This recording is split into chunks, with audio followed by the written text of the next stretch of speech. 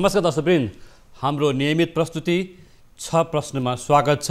म नवराज चालिसे।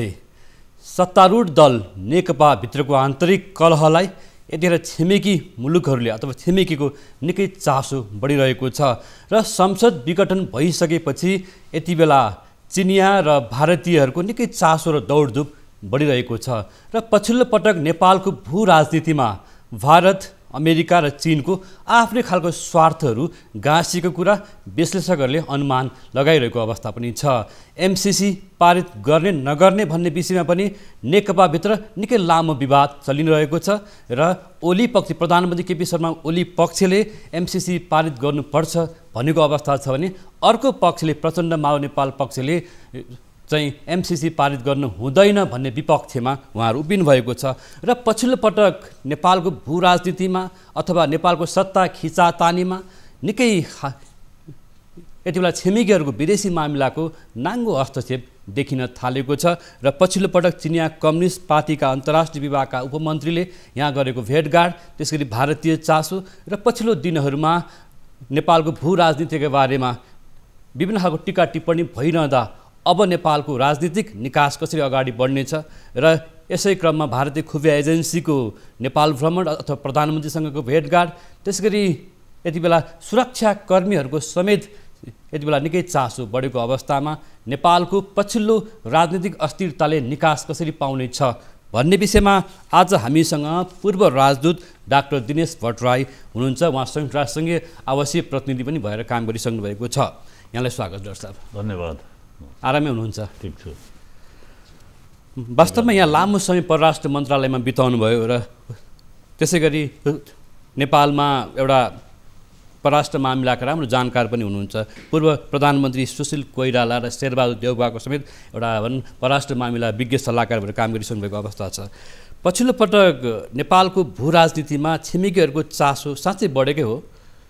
धन्यवाद नवराजजी।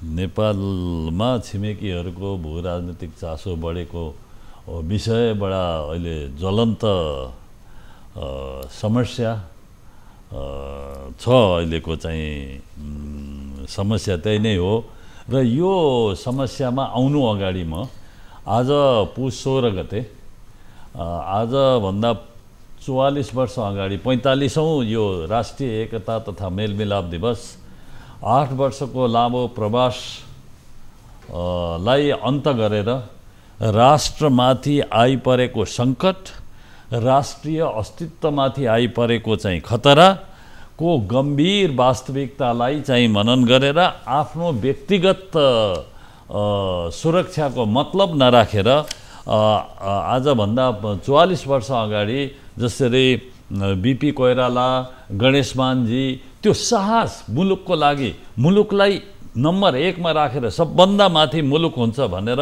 राष्ट्र रहेनौँ भनेदेखि हामी रहन्नौँ भन्ने भावनाले प्रेरित भएर जसरी ठुलो ऐतिहासिक निर्णय लिनुभयो, बीपी कोइराला, गणेश मानजी आउनुभयो, उहाँहरूप्रति सबभन्दा पहिले म चाहिँ हार्दिक श्रद्धाञ्जली र भावपूर्ण चाहिँ म आदर व्यक्त गर्न चाहन्छु। अब तपाईँको प्रश्नमा मैले चाहिँ तपाईँको प्रश्नको लागि बीपी कोइरालाले 2033 साल पुस 16 गते जुन वक्तव्य देशवासीको नाउँमा जारी गर्नुभएको छ, आई थिङ्क मलाई लाग्छ आज पनि त्यो त्यत्तिकै सान्दर्भिक छ जति त्यति बेला थियो।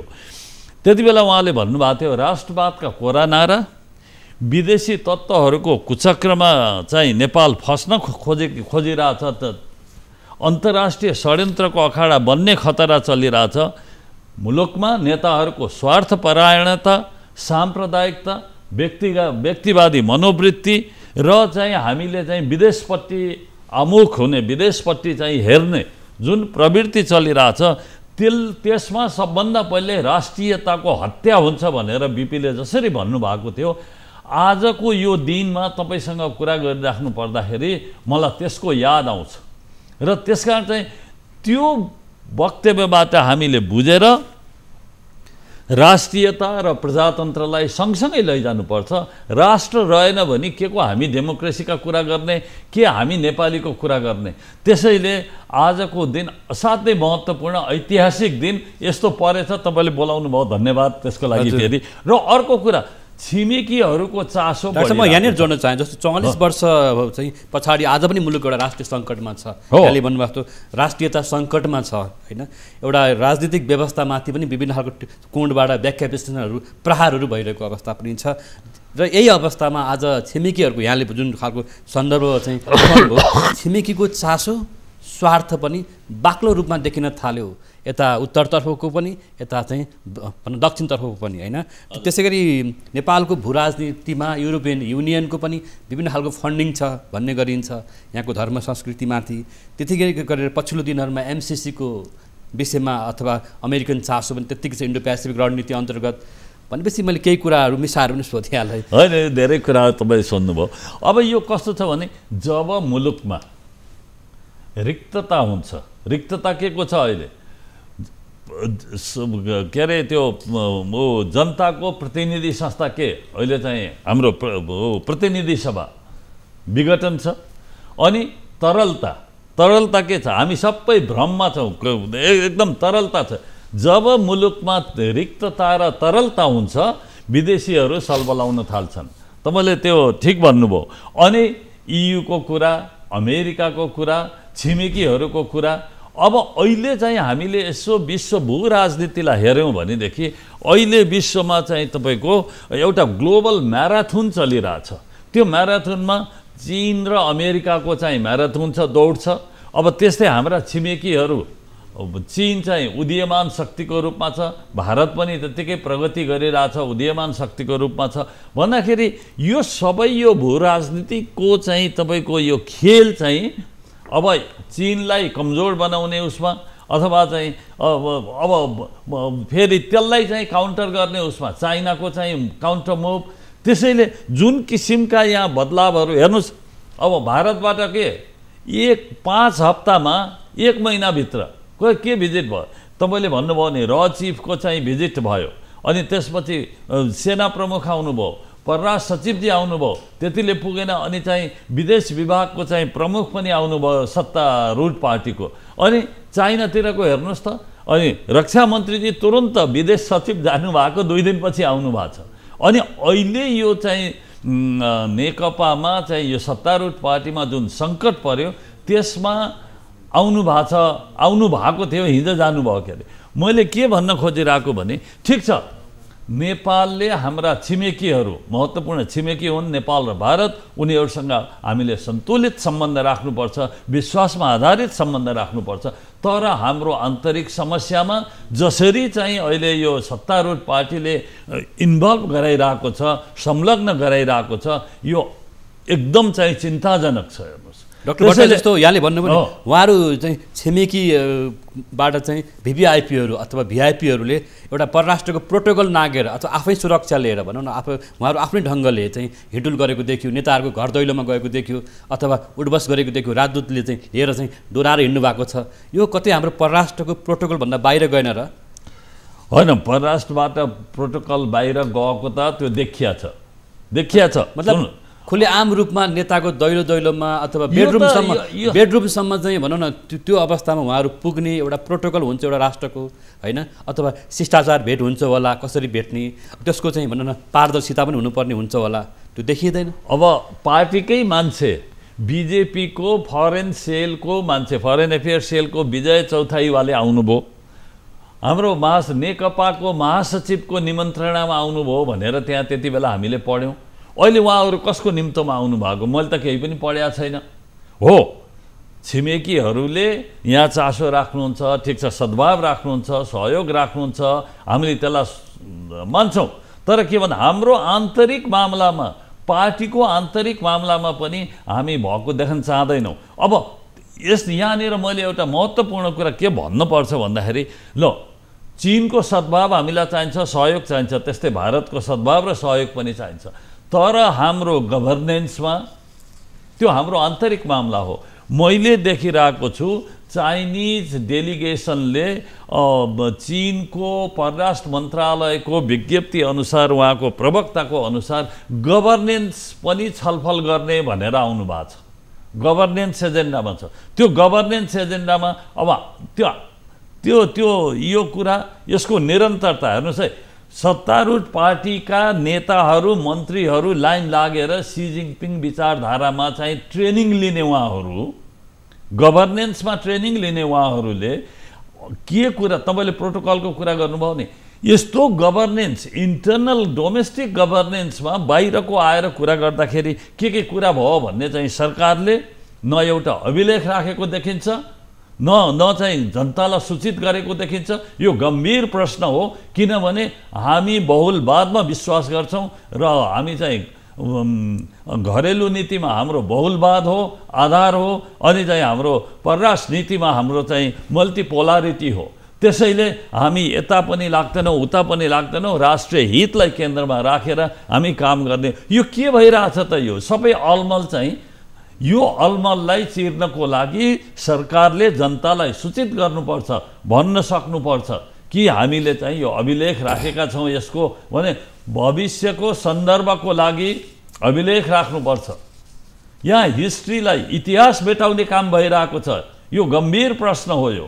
त्यसैले राष्ट्रिय अस्तित्वमाथि सङ्कट आइलाछ, खतरा आइलाछ भनेर बिपीले 45 वर्ष 44 वर्ष अगाडि जुन भन्नुभएको थियो आज पनि उत्तिकै सान्दर्भिक छ जति त्यति बेला थियो। डाक्टर भट्टराई, अहिले पनि के बुझिन्छ भन्दाखेरि चर्चा परिचर्चा हुने गरेको छ कि रका रिसर्च एजेन्टहरू पनि काठमाडौँमै छन् होइन, त्यसगरी भनौँ न एउटा चाहिँ त्यस्तो खालको गुप्तचरी संस्था चिनिया चाहिँ अधिकारीहरू पनि यहीँ छन् भन्ने कुरा पो आइरहेको छ। यो सबै रिडिङ भइरहेको छ, अध्ययन भइरहेको छ। अरे गुप्तचरहरूको एउटा प्रतिनिधिहरूलाई यहाँ राखेर बाक्लो अध्ययन गरिने र त्यही अध्ययनका आधारमा उच्च तहको भ्रमण भइरहेको छ भन्ने गरिन्छ भने परराष्ट्र मन्त्रालयले त्यो विषयमा कुनै खालको एउटा जानकारी पाउँछ कि पाउँदैन, के हो? अनि परराष्ट्र मन्त्रालयले जानकारी पाउनुपर्छ। राष्ट्रिय सुरक्षाका कुराहरू, राष्ट्रिय हितका कुराहरू कोसँग भयो भन्ने कुराहरू चाहिँ परराष्ट्र मन्त्रालयले जानकारी पाउनुपर्छ।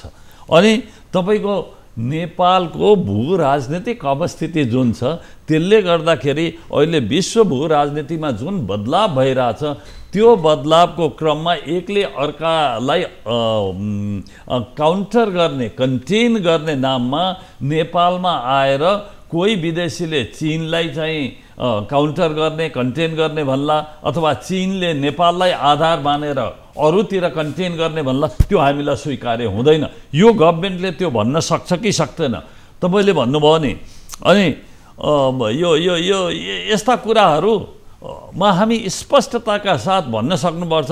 अब अहिले भर्खरै गएको चाहिँ उसमा मैले पढिरहेको थिएँ, अमेरिकाले एउटा रिलिफ बिल पास गरेको छ, सिनेटर कङ्ग्रेसले। त्यसमा चाहिँ तिब्बतको कुरा उल्लेख छ। तिब्बतमा गडबड गर्नको लागि नेपाललाई आधार बनाएर केही गर्न पनि पाइँदैन। यो सीमाबाट तपाईँहरू अगाडि नबढिदिनुहोस्, हामीलाई अप्ठ्यारो पर्छ भन्नुपर्छ। त्यस्तै चीनलाई पनि तपाईँहरू बढी चाहिँ यो लाइनभन्दा अगाडि जान हुँदैन, हामीलाई अप्ठ्यारो पर्छ भनेर चाहिँ हामीले स्पष्टताका साथ हाम्रा मित्रहरूलाई भन्नुपर्छ। हाम्रा मित्रहरू चाहिन्छन्, हामीलाई मित्रहरू चाहिन्छन् भनेर त्यो सीमा नाग्ने काम चाहिँ हामीले त्यो देख्न हामीले चाहिँ सक्दैनौँ र त्यो गर्न पनि दिनु हुँदैन। जस्तो उत्तरी नाकाहरूबाट जुन खालको यहाँले जुन कुरा उठाउनु, तिब्बती शरणार्थीहरूको बाक्लो ओहोरदोहोर भइरहने, त्यसै गरी विभिन्न शङ्कास्पद नाकाहरू छन् भनेर भारतीय मिडियाहरूमा पटक उल्लेख भइरहेको प्रसङ्ग पनि छ।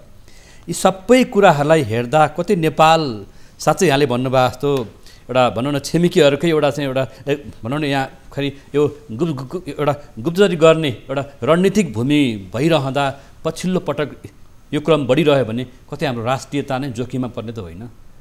त्यो जोखिममा पर्ने खतरा देखिरहेछ। मैले भने नि, यो ग्लोबल म्याराथनमा, यो शक्ति राष्ट्रहरूको ग्लोबल म्याराथनमा एक अर्कामाथि प्रभाव चाहिँ अलि बढी जमाउनको लागि नेपालको भू राजनीतिक अवस्थिति जुन छ, नेपाल अहिले जियो स्ट्रेटेजिक एसेटको रूपमा उनीहरूको र वात्तै बढेको छ। त्यसैले यो जुन जियो स्ट्रेटेजिक एसेट हो अथवा ट्रफी हो भनौँ न, यो म्याराथनमा चाहिँ नियन्त्रण गर्ने सबैले खोज्छ। अमेरिकाले खोज्छ, चीनले त्यसै गरी खोज्छ, भारतले त्यसै गरी खोज्छ। तपाईँले भन्नुभयो नि यहाँ बेडरुमसम्म जाने कुराहरू, त्यो बेडरुमसम्म कसले जान्दैन? त्यो मेरो बेडरुममा म अरूलाई चाहिँ लैजान्छु, त्यो मेरो कमजोरी हो, हाम्रा नेताहरूको कमजोरी हो। नेताहरूले परिस्थितिलाई गम्भीरताका साथ बुझ्न नसकेको परिणति हो यो। त्यसकारण चाहिँ देश जुन सङ्कटतिर गइरहेको छ, जुन चाहिँ अहिलेको नेतृत्वले देशमा रिक्तता र मैले चाहिँ भनेको छु तरलता चाहिँ सिर्जना गरिरहेको छ, यसले गर्दाखेरि विदेशी चलखेल बढिरहेको छ। यहाँ यो एउटा तथ्य हो भन्ने कुरा मलाई लाग्छ। जस्तो एउटा भेटघाटमा यहाँ आफै पनि हुनुहुन्थ्यो, चिना कम्युनिस्ट पार्टीको अन्तर्राष्ट्रिय विभागका उपमन्त्री जसरी नेताहरूको घर दैलोसम्म पुगेर भेटघाट गर्नुभयो।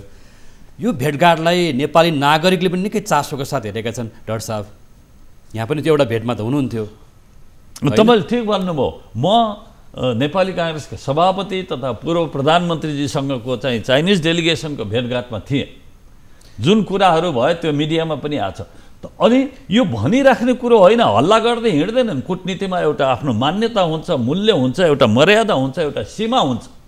तपाईँको त्यो कुरा भइसकेपछि आएर सुन्नु त्यो कुरा भइसकेपछि आएर मैले परराष्ट्र मन्त्रालयसँग सेयर गरेको छु, यस्तो यस्तो कुरा भएको छ है सभापतिजीसँग भनेर मैले सेयर गरेको छु। त्यो कुरा अरूबाट भएको छ कि छैन, त्यो त गभर्मेन्टले बोल्ने कुरो हो नि त। मेरो मान्यता के भन्दाखेरि विदेशीहरू आउँछन्, जोसुकैलाई भेटे पनि राष्ट्रिय सुरक्षाको कुरो, राष्ट्रिय हितको कुरो त्यहाँ के हुन्छ त्यो कुरा परराष्ट्र मन्त्रालयको अभिलेखमा रहनै पर्छ। म त्यो मान्यतामा विश्वास गर्छु, त्यसैले मैले त्यो कुरा सेयर गरिसकेको छु। तर त्यो भन्दै हिँड्ने कुरो होइन, तर यो हाम्रो आन्तरिक हामीले होमवर्क गर्नुपर्छ।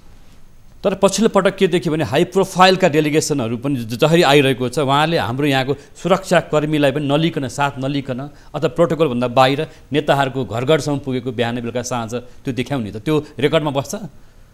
राख्नुपर्छ हामीले। यो देशको भविष्यको लागि, यो देशको सुरक्षाको लागि, यो देशको हितको लागि हामीले त्यो काम। राष्ट्रिय अभिलेख नराख्नु भनेको राष्ट्रप्रतिको धोखा हो। राष्ट्रिय जुन इतिहास हो त्यसलाई मेट्ने प्रयास हो। यो चाहिँ तपाईँले भन्नुभयो नि, रचिफ आएर चाहिँ 3 घन्टासम्म चाहिँ सम्माननीय प्रधानमन्त्रीजीसँग बस्नुभयो। त्यसको अभिलेख बाहिर पब्लिकली कति भन्न मिल्छ त्यो पनि भन्नुपर्छ, नत्र चाहिँ त्यो भविष्यको सन्दर्भको लागि त्यसको अभिलेख चाहिन्छ मुलुकलाई। अब यो यहाँनिर एउटा सन्दर्भ पनि जोड्न चाहन्छु हामी। जस्तो पछिल्लो मतलब छिमेकी प्रतिनिधिहरूको बाक्लो भ्रमणमा म 2टा प्रसङ्ग जोड्न चाहन्छु। सामन्त गोयल एउटा रका प्रमुखले कार्तिक 5 गते आउनुभयो। त्यसै गरी मनोज मुकुन्द नरवाडे आर्मी चिफ कार्तिक 19 गते आउनुभयो र हर्षवर्धन श्रृङ्गला विदेश सचिव चाहिँ मङ्सिर 11 गते आउनुभयो। यो भयो दक्षिणतर्फको छिमेकीहरूको यहाँको माया भनौँ अथवा स्वार्थ भनौँ। त्यसरी चिनिया टोलीको पनि यसै गरी अब देखिने गरेर चाहिँ रक्षा मन्त्री मङ्सिर 14 गते आउनुभयो र अन्तर्राष्ट्रिय विभागका चाहिँ उपमन्त्रीले चाहिँ पुस 12 गते आउनुभयो। तर के देखियो भन्दाखेरि भारतीय पक्ष आइसकेपछि चिनिया पक्ष उत्तरीबाट पनि आइहाल्ने, वात्तै आइहाल्ने, लौ न के भयो भनेर यो अवस्था किन भयो? छिमेकीहरूको दौडधुप जसरी बढिरहेछ नि अहिले, तपाईँले त्यो घटनाक्रम बताउनु भयो नि, डेट समेत चाहिँ दिएर होइन, तुरुन्तै त्यो भिजिट दक्षिणबाट भिजिट हुन बित्तिकै उत्तरतिरबाट थियो कि हेर्नुहोस् कूटनीतिमा समय सन्दर्भ र कुन स्तरको भिजिट हुन्छ र त्यति बेला के शब्द प्रयोग गरेर चाहिँ वार्ता गरिन्छ, यी अत्यन्त महत्त्वपूर्ण हुन्छन्। त्यसैले तपाईँले जुन घटनाक्रम जोड्दै हुनुहुन्छ त्यो अत्यन्त महत्त्वपूर्ण छ। त्यसबाट राष्ट्रिय हितमा, राष्ट्रिय सुरक्षामा के कस्ता किसिमका कुराहरू पर्छन् भन्ने कुरा हामीले चाहिँ त्यसको अभिलेख राख्नुपर्छ। त्यसमा चाहिँ हाम्रो राज्य संयन्त्र चनाखो हुनुपर्छ भन्ने चाहिँ हामीलाई अर्को एउटा जानकारी पनि आएको छ कि इन्टेलिजेन्स ब्युरोका उत्तरतर्फको पनि र दक्षिणतर्फका पनि केही अधिकारीको यहाँ नाम उल्लेख नगरिहालौँ, उहाँहरू यहाँ चाहिँ बसिरहनु भएको छ अथवा भनौँ न यो अहिलेको नेपालको चाहिँ एउटा अस्थिर राजनीति अब कता जाँदैछ अथवा कसको पोल्टामा जान्छ अथवा केही डिजाइन गर्न उहाँहरूको स्वार्थ छ कि के लाग्छ यहाँलाई? हेर्नुहोस्, यसमा रहका मान्छेहरू नि यहाँ छन्, चाइनिज इन्टेलिजेन्सका मान्छे पनि छन्। भू राजनीति भनेको चाहिँ कुन विदेशी शक्तिले नेपालमा के मेनुभर गरिरहेछ अनि त्यसलाई चाहिँ काउन्टर मेनुभरिङ कसले के गरिरहेछ। हेर्नुहोस्, एउटाले भारतले केही गर्यो त्यसलाई चाइनाले तुरन्त काउन्टर गरिरहेछ। यहाँ त्यस्तो देखिरहेछ अहिले, त्यो कुरा हामीले स्वीकार्नुपर्छ। चीनले जे गर्यो त्यसलाई तुरन्त अरूले काउन्टर गरिरहेछ। अहिले चाहिँ तिब्बतको इस्यु अमेरिकादेखि लिएर पश्चिमा जगतमा तिब्बतको इस्युमाथि इन्ट्रेस्ट बढिरहेछ।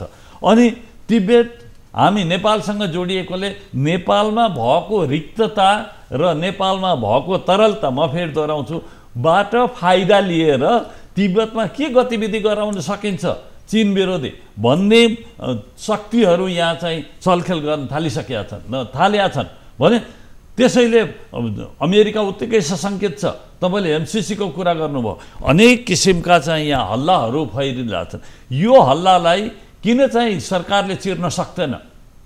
सरकारले त हामी त सुनिने र देखिने चाहिँ परराजनीति भनिरहेछ, किन चाहिँ यो देखिन पनि सकेका छैन, किन सुनिन पनि सकिरहेको छैन? यो कुरा चाहिँ स्पष्ट हुनुपर्छ। यसमा के डिजाइन देख्नुहुन्छ? के डिजाइन? हामी कमजोर छौँ। मैले अघि भने फेरि रिक्तता छ, तरलता छ, त्यसकारण चाहिँ तर यहाँ चाहिँ जसरी अहिले संसद विघटन गरियो हो, यसमा नै विभिन्न डिजाइनहरू छ। अथवा प्रधानमन्त्रीले झोकले नै गर्नुभयो कि अथवा डिजाइन थियो कि अथवा कुनै षड्यन्त्रहरू थियो कि अथवा कुनै एउटा भनौँ त्यो खालको खेल अदृश्य रूपमा खेलिएको छ कि के त? आई थिङ्क हामी चाहिँ एउटा ठुलो खेलमा फँसेका छौँ। यो अहिलेको रिक्तता र तरलताले नेपाललाई एउटा चाहिँ ठुलो खेलमा फसाएको छ। अब प्रधानमन्त्रीजीले मैले चाहिँ काम गर्न पाइनँ भनेर चाहिँ उहाँले चाहिँ संसद विघटन गर्नुभएको छ। उहाँले काम गर्न पाउनु भयो भने, उहाँले पार्टीलाई मिलाउन सक्नु भयो भने त्यो कसको कमजोरी हो? त्यो म धेरै राजनीतिक कुरातिर म जाँदिनँ। मेरो कन्सर्न, मेरो चिन्ता, नागरिकको रूपमा मेरो चिन्ता के भन्दाखेरि यो मुलुकमा रिक्तता र चाहिँ जुन चाहिँ तरलता चाहिँ सिर्जना भएको छ नेतृत्वको नालायकीपनले, त्यो तुरुन्त बन्द भएन भनेदेखि यहाँ विदेशी चलखेल अरू बढ्छ, नेपालीका दुर्दिनहरू अरू अगाडि चाहिँ आउँछन् भन्ने मलाई लाग्छ।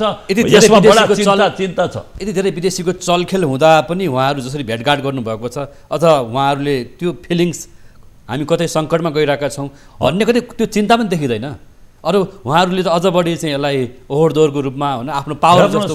हेर्नुहोस्, यही त छ त, नेतृत्वको क्षणिक स्वार्थको लागि दीर्घकालीन राष्ट्रिय हितलाई चाहिँ अचानोमा राखेर जुन किसिमका कामहरू भएको देखिन्छ, नागरिकको रूपमा मेरो सबभन्दा ठुलो चिन्ता त्यही हुन्छ। तपाईँको पनि त्यही चिन्ता हुन्छ। एउटा कुरो, यो राजनीतिक वृत्तमा निकै ठुलो बहस बनिरहेको छ एमसिसीमा। अन्तिम प्रश्न गइरहेको छु र ऊर्जा मन्त्रीले जसरी पद बहाली गर्दै गर्दा टोपबहादुर रायमाझीले एमसिसी पारित हुन्छ भन्ने सङ्केत दिनुभएको छ होइन? प्रधानमन्त्री पक्षका नेताहरूले पनि एमसिसी पारित गर्छौँ भनेको अवस्था छ भने प्रचण्ड पक्षका नेताहरू, माधव नेपाल पक्षका नेताहरू एमसिसी पारित गर्नु हुँदैन भनेर भीमरावले त ठुलो आर्टिकलहरू लेख्नु भएको छ, बहस पनि गर्दै आउनुभएको छ।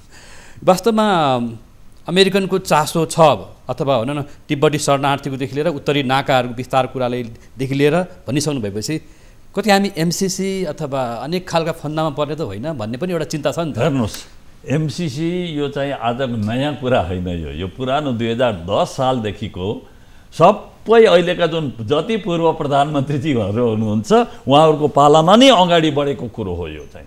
अब अहिले आएर एमसिसीलाई यो बेल्ट एन्ड रोड इनिसिएटिभलाई काउन्टर गर्न भनेर चाहिँ, त्यो त हामीले बेल्ट एन्ड रोडमा चाहिँ राष्ट्रिय नेपालको राष्ट्रिय स्वार्थसँग सम्बन्धित के विषय छन्, एमसिसीमा नेपालको राष्ट्रिय हितसँग सम्बन्धित के विषय त हामीले छुट्याउनु पर्यो चिरफार गरेर। ल हामीले यो कुरा लिन्छौँ, यो प्याकेजबाट यो कुरा लिन्छौँ, यो लिन सक्दैनौँ भनेर त्यो नेतृत्वले भन्ने कुरा हो। एमसिसीसँग यो राष्ट्रको परराजनीतिको विश्वसनीयता, हाम्रो इज्जत गाँसिएको छ। सबै नेताहरूले कमिट गरेको कुरो हो यो। त्यसकारण चाहिँ केही समस्या छन् भने हामी चाहिँ जो दाता हो उसँग बसेर यो समस्याको चाहिँ हाम्रो शङ्काको निवारण गरौँ। तर चाहिँ के भन्दाखेरि हामीले चाहिँ त्यो अनावश्यक, त्यो अहिले हाम्रो चाहिँ के बानी परिसक्यो भने तपाईँको सूचना बिना हामी चाहिँ बहसमा उत्रिन्छौँ। सूचना के हो त? तपाईँको पुरा सूचना नभइकन तपाईँ के कसरी विश्लेषण गर्ने? त्यसै एउटाले भन्यो गरेका छ उतैतिर लाग्यो, यही त यो खोक्रो नारा, यो झर्रो राष्ट्रवाद। तर हामीले विदेशीहरूको नुन पनि खान्छौँ, तर स्वाभिमानी एउटा राष्ट्रियतालाई पनि बचाएर बोल्नुपर्ने हुन्छ होला होइन?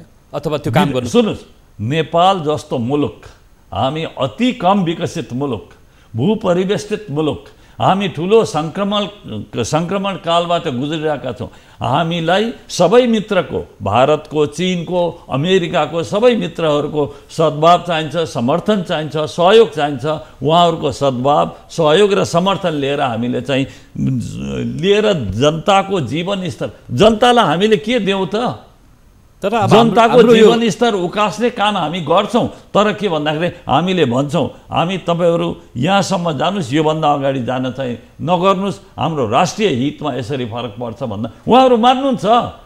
सम्झाउन सक्नु पऱ्यो नि त नेतृत्वले। सबैतिर चाहिँ उत्तरतिर ठिक, दक्षिणतिर चाहिँ बेठिक, अथवा दक्षिणतिर ठिक, उत्तरतिर बेठिक भन्ने हुँदैन। हामीले सन्तुलित सम्बन्ध राखेर छिमेकीहरूलाई विश्वासमा लिएर हामी चल्नुपर्छ। यदि चल्न सकेनौँ भनेदेखि त्यो हामीमाथि सङ्कट आइलाग्छ। यो सङ्कटले हामी झन् अप्ठ्यारो पर्न सक्छौँ। पर्ने लक्षणहरू त देखिरहेछन्। हाम्रो बाटो चाहिँ अहिले जुन देखिन्छ, म त देख्दिनँ। हेर्नुहोस्, मेरो ज्ञानको कमीले होला, मैले भने नि सूचना हुँदैन, डाटा हुँदैनन्, त्यसै त्यो नभइकन के को विश्लेषण गर्ने, के को चिरफार गर्ने? जस्तो अब हाम्रो इन्टेलिजेन्स, हाम्रो नि गुप्तचर विभाग छ, प्रहरी छन्, सेना होइन, अथवा सेनाका विभिन्न खालको अङ्गहरू छ, कसैसँग केही सूचना हुँदैन? किन हुँदैन? जस्तो अब संसद विघटन भयो, अथवा यो विघटन कतै डिजाइनमा रोक्न सकिन्थ्यो। अहिले यो अब सरी, मैले चाहिँ यो भन्न चाहिँ नचाहने कुरा पनि, यो कम्युनिस्टहरू के भन्छन्, स्टेट क्याप्चर हुँदाखेरि सबै राज्य संस्थाहरूलाई त्यो एक्सट्र्याक्टिभ बनाउने के जम्मै आफ्नो अनुकूल बनाउनु पर्ने। अहिले अख्तियारमा किन आफ्नै मान्छे चाहिन्छ? अदालततिर किन आफ्नै समर्थक न्यायाधीशहरू चाहिन्छन्? अब ल भन्नुहोस् त, यो जब राज्य संस्थाहरूलाई एक्सट्र्याक्टिभ बनाउन खोजिन्छ तब चाहिँ त्यहीबाट सुरु हुन्छ। अहिले अमेरिकामा चुनाव भयो, राष्ट्रपति महोदय मैले हारेकै छैन, यो चुनाव त रिग भयो, मतलब धाँधली गरियो भन्दै हुनुहुन्छ। तर उहाँकै राष्ट्रपति हुनुहुन्छ, उहाँकै अन्तर्गतका राष्ट्रिय संस्थाहरूले त्यो चुनावको इन्टिग्रिटीलाई सर्टिफाई गरेका छन् भने हो। त्यही भएर डेमोक्रेसीको स्ट्रेन्थ भनेको राष्ट्रिय संस्थाको यो हालत हेर्नुहोस् त, यहाँ के भइरहेछ। आज हाम्रो विश्वविद्यालयहरूको हालत के छ? डाक्टर साहब, अब हामी हालत के छ? अन्तिममा जस्तो अझै पनि यहाँले भन्नुभयो अख्तियार अथवा न्यायालय अथवा संवैधानिक अङ्गहरूको नियुक्ति अथवा राष्ट्रपति सबको कार्यालयसम्म, प्रधानमन्त्री कार्यालयसम्म यसरी बाक्लो चाहिँ छिमेकीहरूको उपस्थिति, हस्तक्षेप त देखियो नि, देखेन? हेर्नुहोस्, त्यो हाम्रो काम हो। कसले, मैले अघि भने जियो पोलिटिक्स, कसले के मेनुभर गरिरहेछ त्यसलाई काउन्टर मेनुभर गर्न कुन शक्ति आछ, त्यसले हामीमाथि के फरक पर्छ, यी सब कुरा विदेशीहरूले नेपालमा के चलखेल गरिरहेछन्, कहाँ पुगेका छन्, कसँग भेटिरहेछन्, राज्य संयन्त्रसँग मिनटको सूचना चाहिन्छ। त्यसलाई चिरफार गरेर अनि नेतृत्वले चाहिँ एउटा बाटो देखाउन सक्नुपर्छ। त्यो इन्टेलिजेन्सको कुरा गर्नुभयो नि, साह्रै इम्पोर्टेन्ट कुरा गर्नुभयो तपाईँले। हाम्रो इन्टेलिजेन्सलाई कमजोर बनाउने, फेरि सबै संस्था प्रधानमन्त्रीजी अन्तर्गत छन्, किन बलियो हुन सकेन? जब हामीले राष्ट्रिय संस्थाहरूलाई चाहिँ हामीले चाहिँ अन्डरमाइन गर्छौँ, कमजोर बनाउँछौँ, राष्ट्रको शक्ति, नेसनल पावर त्यहीँदेखि कमजोर हुन सुरु हुन्छ। यति सङ्कट आउँदा, राष्ट्रिय सङ्कट आइपर्दा नि राष्ट्रिय पार्टीहरू अथवा सबै खालको राजनीतिक पार्टीहरूमा एक खालको एकता अथवा भनौँ न एउटा मिटिङ पोइन्टै भेटिँदैन। मिटिङ पोइन्ट भेटिनुपर्ने हो। मैले चाहिँ यो राजनीतिमा बस्नु भएको छ, उहाँहरूले कतै दुःख गर्नु भएको छ, जेल पर्नु भएको होला, यो मुलुकलाई चाहिँ भड्खालोतिर हालौँ भनेर त कसैले पनि भन्दैन होला। तर विवेक भएन, काम गर्ने शैली भएन, काम गर्ने ढाँचा भएन। त्यो विवेक पुर्याउनु पर्यो, सूचना चाहियो, त्यो विश्लेषण गर्नु पर्यो, कसले के गरिरहेछ हामीमाथि भन्ने कुराहरू थाहा हुनु पर्यो। अब यहाँ नेपालभित्र बाटो बनाएको अब कार्यकारीलाई थाहा हुँदैन भन्ने चाहिँ सम्मका कुरा हामी पेपरमा पढ्छौँ भनेपछि योभन्दा दुर्भाग्यपूर्ण स्थितिहरू के हुन्छ? त्यसकारण राज्य संयन्त्र बलियो बनाऊ, राष्ट्रिय संस्था बलियो बनाऊ। त्यो गरेपछि हाम्रो डेमोक्रेसी पनि बन्छ, हाम्रो राष्ट्रियता पनि बलियो हुन्छ। राष्ट्रियता हामीले प्रजातन्त्र सँगसँगै लैजानुपर्छ। आजको दिनको मेसेज यही हो। आजको राष्ट्रिय एकता र मेलमिलाप दिवसको सन्देश बिपीले दिनुभएको, राष्ट्रियता र प्रजातन्त्रलाई सँगसँगै लैजानुपर्छ। राष्ट्र रहेन भने हामी कोही पनि रहन्नौँ। यो कुरा हामीले आज विचार गर्नुपर्छ। म यति यही हो हजुर। हजुर यहाँले समय दिनुभयो, यहाँलाई धन्यवाद। ल धन्यवाद नवराजजी, आजको दिनमा कुरा गर्न पाइयो। राष्ट्रिय सङ्कट पर्दा पनि हाम्रा राजनीतिक नेतृत्वमा एउटा उदारता अथवा एउटा राजनीतिक स्वार्थभन्दा माथि रहेर एउटा सोच्न सक्ने उहाँहरूको एउटा विवेक हुन सकेन, जसले गर्दा राष्ट्र झन् बढी सङ्कटमा छ। आज छिमेकीहरू विदेशीहरूले निकै चलखेल गरिरहेका छन् हाम्रो एउटा राष्ट्रिय स्वाभिमानमाथि भन्ने कुरा आएको छ। वास्तवमा यतिखेर नेपालको भू राजनीतिमा भारत, त्यसरी चीन, अमेरिका, युरोपियन युनियनको स्वार्थ के हो, यसको पछाडि यसका स्वार्थहरू बुझेर मात्र एउटा राजनीतिक नेतृत्वले विचार गर्नुपर्छ। एउटा राष्ट्रिय सहमतिको लागि प्रयास भयो भने अझै पनि एउटा जनताको अपेक्षा अनुसार राजनीतिक नेतृत्व अगाडि बढ्न सक्छन् भन्ने आशा गरौँ, विश्वास गरौँ। र आजको नियमित प्रस्तुति 6 प्रश्नमा हामीसँग त्यसलाई जोडिनु भएको थियो पूर्व राजदूत डाक्टर दिनेश भट्टराई। समय र विचारको लागि उहाँलाई धन्यवाद दिँदै हाम्रो नियमित प्रस्तुति 6 प्रश्न आजलाई यहीँ पुरा भएको छ। हामी बिदा माग्छौँ। नमस्कार।